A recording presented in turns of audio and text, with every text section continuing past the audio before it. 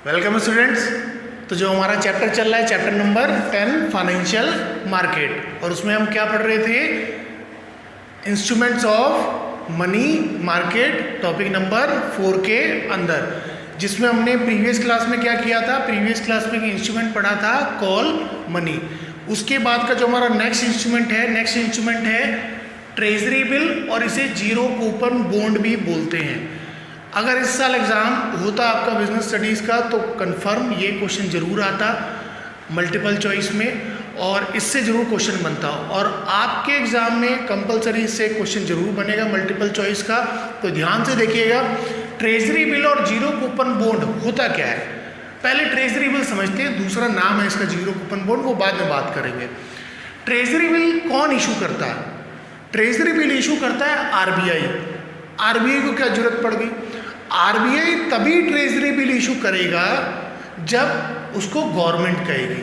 तो गवर्नमेंट के बिहाफ पे आरबीआई ट्रेजरी बिल इशू करता है। गवर्नमेंट को क्या जरूरत पड़ी? गवर्नमेंट को जब शॉर्ट टर्म फंड की जरूरत पड़ती है, गवर्नमेंट को जब शॉर्ट टर्म फंड की जरूरत पड़ती है तो गवर्नमेंट आरबीआई के थ्रू ट्रेजरी बिल इशू करवाती है। जब भी गवर्नमेंट को short term fund, short term borrowing की जरूरत होगी, गवर्नमेंट आरबीआई कह देगी, आरबीआई ट्रेजरी बिल इशू कर देगा। अब ये जो बिल है ये आरबीआई इशू करता है डिस्काउंट पे। किस पे करता है? डिस्काउंट पे करेगा। चलिए एक बात समझ में आ गई कि आरबीआई ये जो बिल है ये डिस्काउंट पे इशू करेगा। ये सबसे सेफेस्ट इन्वेस्टमेंट है अगर आपको इन्वेस्ट करना है तो। रीज़न ये कि कोई छोटी मोटी ऑर्गेनाइजेशन इसको इशू नहीं कर रही है, खुद RBI, reserve bank of India, the fathers of all the bank, वो खुद इशू कर रहा है। तो इसीलिए आरबीआई जो ट्रेजरी बिल इशू करता है वो सबसे सेफेस्ट इन्वेस्टमेंट मानी जाती है कि आपका पैसा डूबेगा नहीं, रिटर्न कन्फर्म आएगा ही आएगा आपको, और आरबीआई दे भी आपको डिस्काउंट पे रहा है। दूसरा, इसका जो मैच्योरिटी पीरियड है इस बिल का वो 14 से 364 दिन है, मतलब 14 डेज टू 364 डेज। आरबीआई किसी भी टाइम पीरियड के लिए, गवर्नमेंट को जितने टाइम पीरियड के लिए ज़रूरत होती है उतने टाइम पीरियड के लिए इसको इशू कर सकता है। एग्जाम्पल के तौर पे गवर्नमेंट को एक प्रोजेक्ट के लिए 200 दिन के लिए सिर्फ फंड चाहिए, 200 डेज के लिए, तो आरबीआई जो ट्रेजरी बिल इशू करेगा वो 200 डेज के लिए करेगा। ठीक, तो 14 दिन से 364 दिन के बीच में कभी भी किसी भी टाइम पीरियड के लिए इशू करा जा सकता है। लास्ट पॉइंट है, इसका मिनिमम अमाउंट क्या होता है, मतलब एक ट्रेजरी बिल लेने के लिए कितने रुपए खर्च करने पड़ेंगे आपको। एक ट्रेजरी बिल होता है 25,000 रुपीज़ का। जैसे अब अकाउंटेंसी में पढ़ते हैं कि अगर शेयर का प्राइस ना बता रखा हो तो एक शेयर का प्राइस हम 10 रुपीज़ मानते हैं, और एक डिबेंचर का प्राइस हम 100 रुपीज़ मानते हैं। ऐसे ही एक ट्रेजरी बिल का प्राइस होता है 25,000 and multiples there of. Multiples there of का मतलब है कि अगर आपको एक ट्रेजरी बिल लेना है तो आप कितने रुपए खर्च करेंगे? 25,000। और यहीं पर अगर 2 लेने हो तो फिर कितना खर्च करेंगे? 50,000। तो एक लेना है तो 25, 2 लेना है तो 50,000, 3 लेने हैं तो 75,000, 4 लेना है तो 1 लाख रुपए। तो इसके मल्टीपल्स में ही आपको ट्रेजरी बिल में इन्वेस्ट करना पड़ेगा। तो क्या सीखा हमने अभी तक ट्रेजरी बिल में? ट्रेजरी बिल वो बिल है जो आरबीआई इशू करता है, गवर्नमेंट के बिहाफ पे करता है जब गवर्नमेंट को शॉर्ट टर्म फंड की ज़रूरत होती है। ठीक, इसके बाद था कि आरबीआई ट्रेजरी बिल को डिस्काउंट पे इशू करता है। इसके अलावा सेकंड पॉइंट था सेफेस्ट इन्वेस्टमेंट है, आपका पैसा नहीं डूबेगा क्योंकि आरबीआई इशू कर रहा है। थर्ड पॉइंट था इसका maturity period 14 days to 364 days होता है।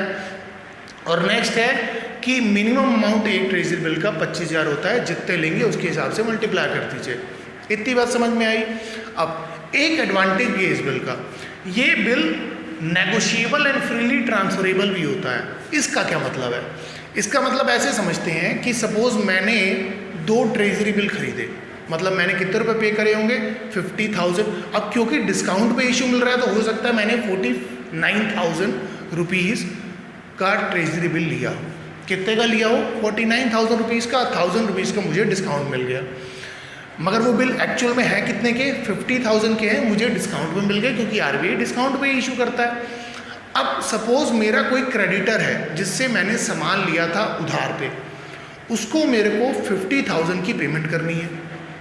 कितने की पेमेंट करनी है, 50,000 की पेमेंट करनी है, और मेरे पास कैश नहीं पड़ा है, और मैंने उसे वादा कर रखा है कि मैं आपको पैसे तो दूंगा, और जो मेरा ट्रेजरी बिल है वो 2 दिन के बाद मैच्योर होने वाला है, या 5 दिन के या 10 दिन के बाद मैच्योर होने वाला है।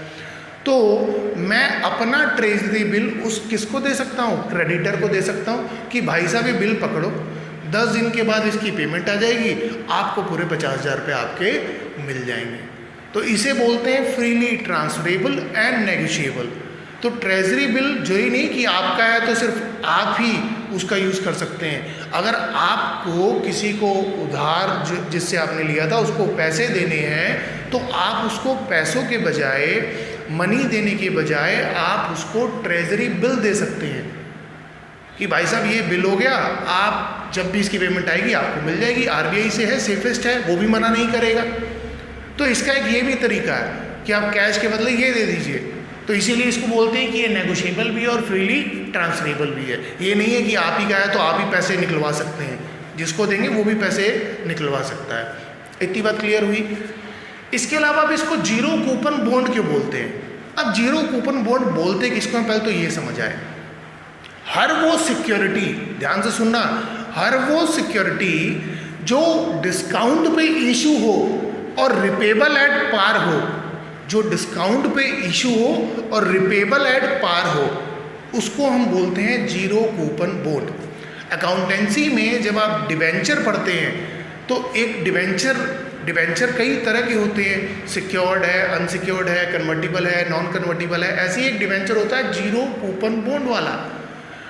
वो यही है कि आपने डिस्काउंट पे इशू करा, रिपेबल एट पार करा।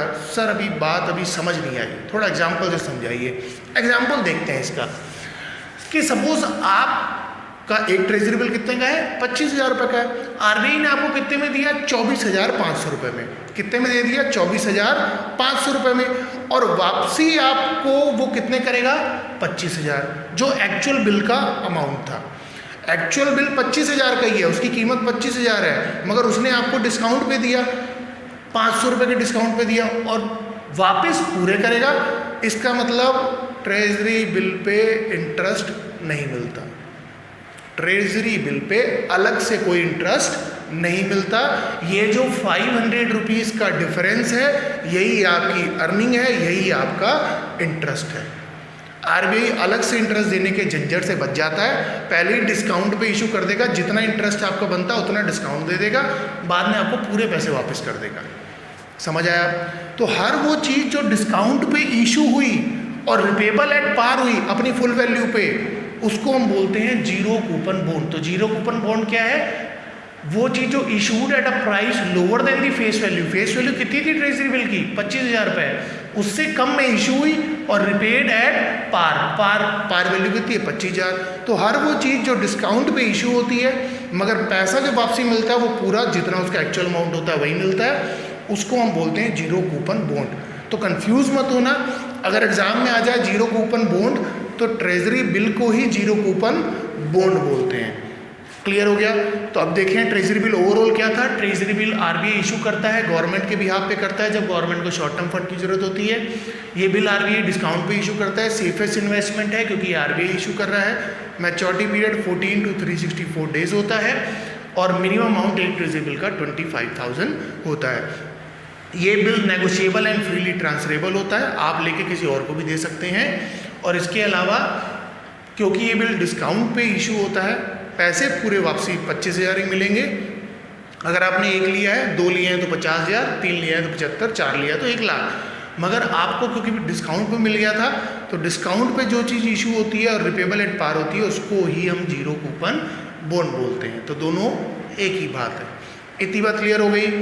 अब आता है हमारा नेक्स्ट इंस्ट्रूमेंट। नेक्स्ट इंस्ट्रूमेंट क्या है हमारा? नेक्स्ट इंस्ट्रूमेंट है कमर्शियल बिल, CB शॉर्टकट में। तो कमर्शियल बिल क्या है? अब कमर्शियल बिल अगर आपको फ्लैशबैक में 11th में जाएं तो 11th में आपने एक चैप्टर पढ़ा था बिल्स ऑफ एक्सचेंज, और बिल्स ऑफ एक्सचेंज में आपने बिल रिसीवेबल जिसे आप BR बोलते थे, बिल्स पेबल जिसे आप बिल्स BP बोलते थे, इसके अलावा प्रोमिसरी नोट, इनके बारे में पढ़ा था। अच्छा, वो किस लिए यूज़ करते थे? वो हम इसीलिए यूज़ करते थे कि अगर आपने किसी से सामान परचेज करा है, गुड्स परचेज करे हैं, उधार पर करे हैं, तो अब उधार पे करें तो जनरली हम क्या करते हैं, उधार पे करते हैं तो सामने वाले का नाम अपने खाते में लिख लेते हैं कि इस बंदे ने उधार पे गुड्स हमसे परचेज करें। मगर अगर कल को वो पर्सन मुकर जाए तो आप क्या कर लोगे? कोर्ट में चले भी जाओगे तो कोई फ़ायदा नहीं है। रीज़न बिहाइंड दिस, कोई कन्फर्म तो नहीं है, वो मुकर जाएगा वहाँ पर। तो इसीलिए सेलर जो होता है वो पेमेंट की कन्फर्मेशन के लिए बायर से एक बिल पे साइन करवा लेता है कि इस पे ये लिखा, उस बिल पे क्या लिखा होता है कि आप मुझे वादा कर रहे हैं कि आप 2 महीने के बाद या 3 महीने के बाद या 1 महीने के बाद आप मुझे जितने का आपने सामान उधार में लिया है उतने की पेमेंट करेंगे, और इस पे बायर से साइन करवा लेते हैं। अब हो गया पक्का काम कि अगर कल को बायर मुकरा, कल को उसने मना किया पेमेंट देने से, तो आप ये जो बिल जिस पर उनने साइन करा था वो लेके कोर्ट में चले जाइए, कोर्ट आपके पैसे निकलवा देगा।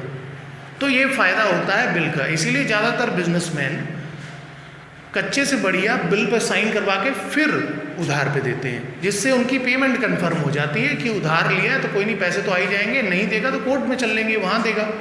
ठीक, तो ये है, इसको बोलते हैं कमर्शियल बिल। कमर्शियल बिल वो बिल है जो बिजनेसमैन यूज़ करते हैं। कौन यूज़ करते हैं? बिजनेसमैन यूज़ करते हैं। जैसे BR, BP, प्रोमिसरी नोट जैसे आपको बताया। ये बिल 2 तरह का होता है, ट्रेड बिल, एक एकोमोडेशन बिल। ट्रेड का मतलब होता है सेल परचेज, तो इस बिल का यूज़ आप सेल परचेज में भी कर सकते हैं कि उधार पे सेल करिए या उधार पे परचेज करिए, वहाँ पर भी यूज़ होता है। और एकोमोडेशन बिल होता है हेल्प के लिए।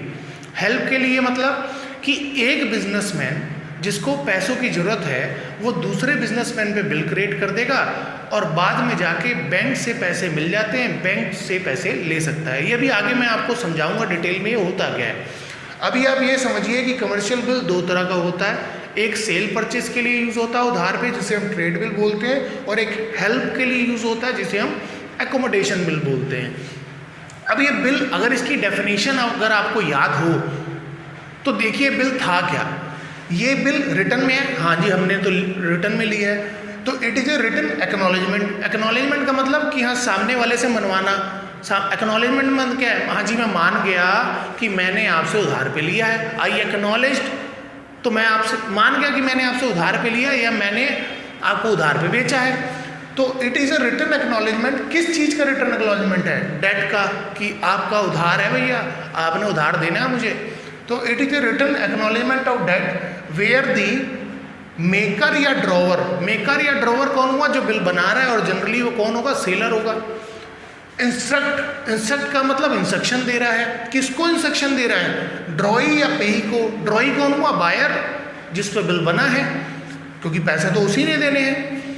क्या इंस्ट्रक्शन दे रहा है? To make payment within a fixed period of time. ठीक है भैया, 3 महीने का समय है आपके पास, 3 महीने में पेमेंट कर देना। ठीक हो गया। तो बिल पे क्या है? बिल कौन बना रहा है? सेलर। किस पे बना रहा है? बायर पे।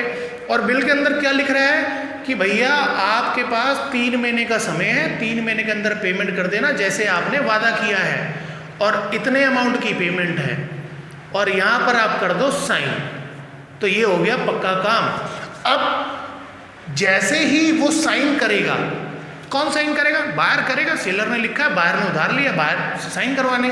तो जैसे ही वो साइन करेगा बिल क्या हो जाता है?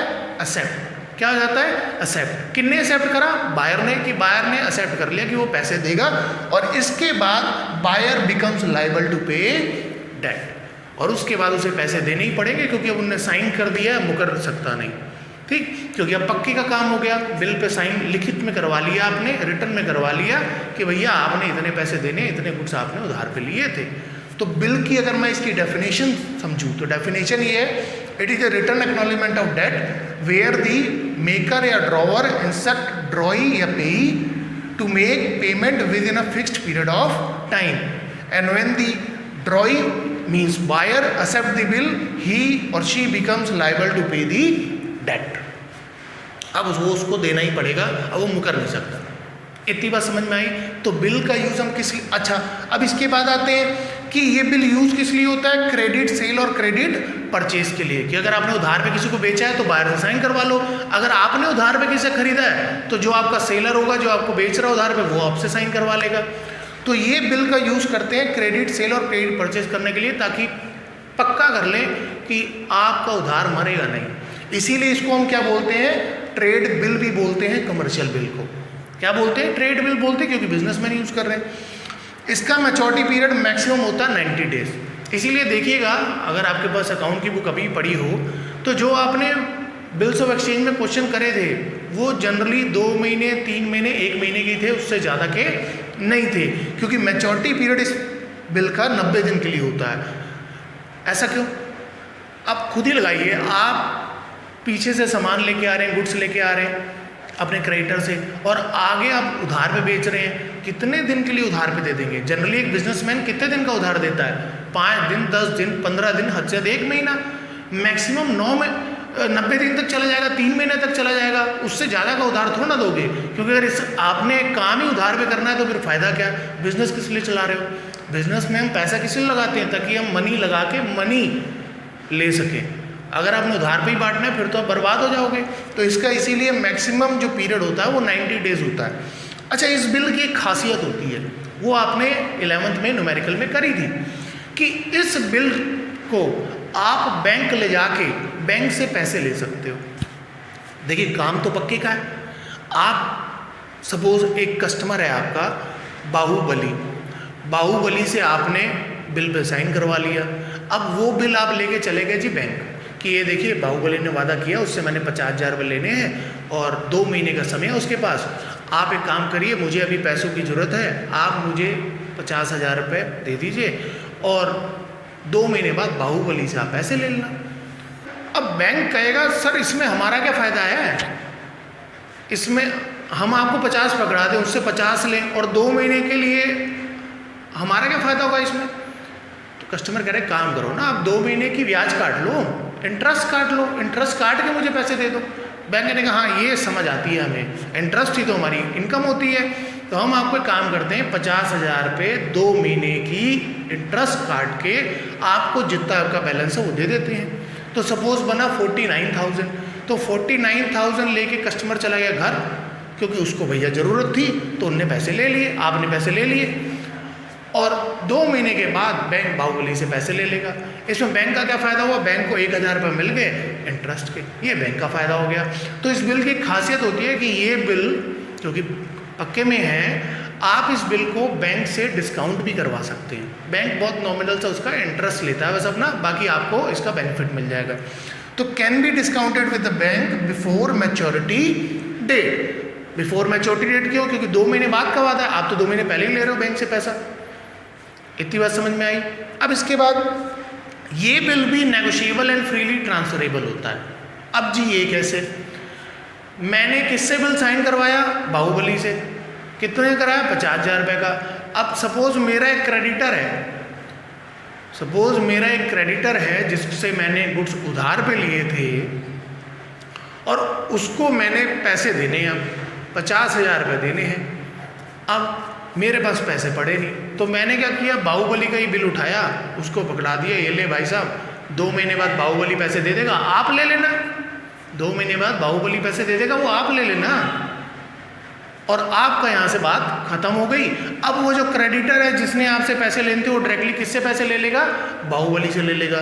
तो ये बिल ट्रांसफ़र भी हो सकता है, और नंबर ऑफ टाइम जितनी बार चाहे उतनी बार हो सकता है। आगे क्या पता आपका क्रेडिटर और किसी को ट्रांसफ़र कर दे और वो आगे किसी और को ट्रांसफ़र कर दे। लास्ट में फाइनल पेमेंट किससे लेनी है? बाहुबली से लेनी है। बाकी आप नंबर ऑफ टाइम्स बिल को ट्रांसफ़र कर सकते हो नेक्स्ट पार्टी को जिनको आपने पेमेंट देनी है। तो नेगोशिएबल भी है, फ्रीली ट्रांसफरेबल भी है। तो देखा जाए तो कमर्शियल बिल क्या है?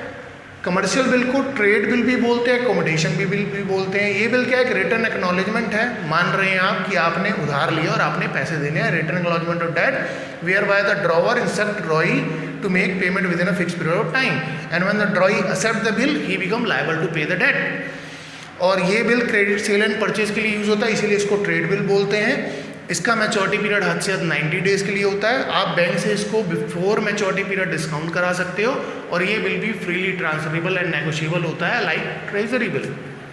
अब सर एक बात यहाँ नहीं समझ आई, एकोमोडेशन बिल क्यों लिखा था, एकोमोडेशन बिल क्यों बोलते हैं?